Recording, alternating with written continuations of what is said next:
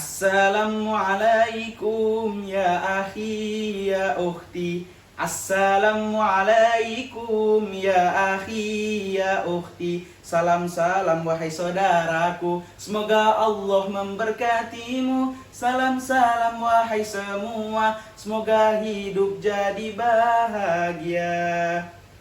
Assalamualaikum warahmatullahi wabarakatuh. Alhamdulillahilladzi ja'alal qur'ana kitabah wal kitabah lil qiraah wal qiraah lil ma'rifah wal ma'rifah lil ibadah wal ibadah lillahi ta'ala. Amma ba'd. Yang senantiasa kita taati fatwa-fatwahnya para alim ulama, dewan juri yang insya Allah arif dan bijaksana, yang gantengnya seperti Arjuna, yang kalau cantiknya seperti bidadari surga, yang insya Allah dirahmati oleh Allah Subhanahu wa ta'ala. Amin amin Allahumma amin. Teman-temanku da'i-da'iyah rahimakumullah, sebelum kita memasuki konteks pengembangan diri yang dibarengi dengan penyempurnaan akhlakul karimah, kita ketahui dahulu apa itu pengembangan diri. Pengembangan diri ialah segala sesuatu kegiatan yang meningkatkan kesadaran diri, identitas diri kita, mengembangkan bakat dan potensi, meningkatkan kualitas hidup, dan memberikan kontribusi dalam mewujudkan impian dan cita-cita. Alangkah lebih baiknya bila hal tersebut dibarengi dengan penyempurnaan akhlak. Ketika kita ingin melakukan pengembangan diri yang dibarengi dengan penyempurnaan akhlak, ada poin-poin penting yang harus kita lakukan. Yang pertama tentu saja ialah meningkatkan kualitas keilmuan kita. Kalau kita ibaratkan nih pemirsa, ilmu itu laksana air dan hati menjadi wadahnya. Wadah dalam konteks tersebut sangat berpengaruh. Kenapa? Karena pada hakikatnya kalau wadahnya bersih, maka airnya jernih dan segar. Begitu juga sebaliknya, kalau wadahnya kotor, maka air akan keruh dan tidak bisa diminum. Maka dari itu, langkah awal ialah bersihkan hati kita dari segala perbuatan maksiat.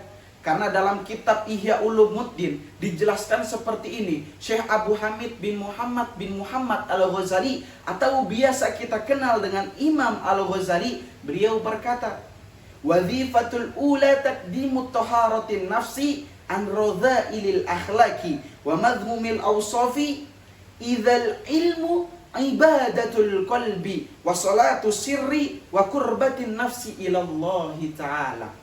Syarat pertama bagi seorang pencari ilmu ialah membersihkan diri kita dari segala perbuatan akhlak-akhlak yang baik, dari segala akhlak-akhlak yang buruk, dari sifat-sifat yang tercela. Karena pada hakikatnya ilmu adalah ibadah hati, solat yang bersifat rahasia dan mendekatkan diri kita kepada Allah Subhanahu wa ta'ala.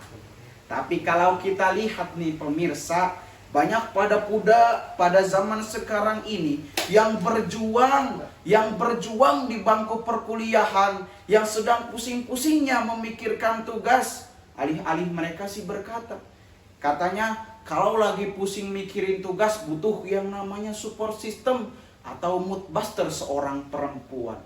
Kan mereka dalih-dalih mereka berkata seperti ini, kan enak kalau ada perempuan sedang pusing-pusingnya mikirin presentasi, bisa video callan. Sedang pusing-pusingnya mikirin skripsi, bisa ketemuan. Na'udzubillah tsumma na'udzu. Tentu saja pemirsa, hal tersebut tidak lazim bagi seorang thalabul ilmi. Lantas, cara apa yang harus dilakukan? Yang harus dilakukan ialah terus semangat mencari yang namanya ilmu dan terus meningkatkan kualitas keilmuan, yang tidak lupa harus dibarengi dengan sholat dan berdoa.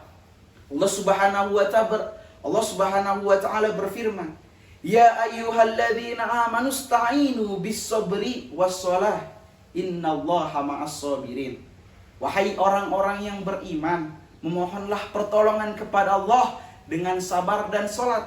Tentu saja sesungguhnya Allah bersama dengan orang-orang yang sabar. Semoga kita semua termasuk kepada orang-orang yang bersabar. Pemirsa rahimakumullah, adapun poin yang kedua ialah perbanyak relasi yang dibarengi dengan akhlakul karimah. Dengan cara apa? Dengan cara mempererat tali silaturahim.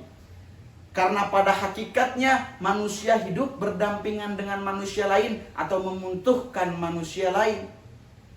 Semakin banyak mempererat tali silaturahim, semakin banyak pula pengalaman yang didapatkan. Karena pada hakikatnya pengalaman adalah guru yang paling berharga. Kenapa? Karena dengan pengalaman, ketika kita ingin kuliah ke luar negeri, ketika kita ingin memulai yang namanya bisnis, kita dapat mengetahui hal-hal apa saja yang harus kita jalani dan hal-hal apa saja yang harus kita tinggalkan. Selain pengalaman pemirsa, dalam kitab Al-Bujairimi Al-Khatib, Syekh Sulaiman Al-Bujairimi berkata, wa fi silaturahim asyru khisalin mahmudah. Dalam silaturahim terdapat 10 hal yang terpuji. Adapun 10 hal tersebut ialah salah satunya diberikan keberkahan dalam ilmu kita, keberkahan umur kita, dimudahkan dalam mencari rezekinya, dan yang paling utama ialah mendapatkan ridho dari Allah Subhanahu wa ta'ala.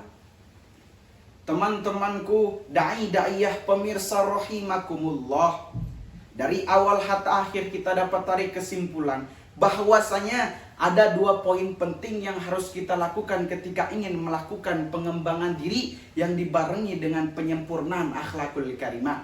Kalau 2 poin penting tersebut bisa terrealisasikan di dalam kehidupan kita, insya Allah kita akan menjadi pemuda yang berguna bagi nusa, bangsa, dan agama. Cukup sekian dari saya, kurang lebihnya mohon maaf. Billahi taufiq wal hidayah wa ridha wal inayah. Assalamualaikum warahmatullahi wabarakatuh.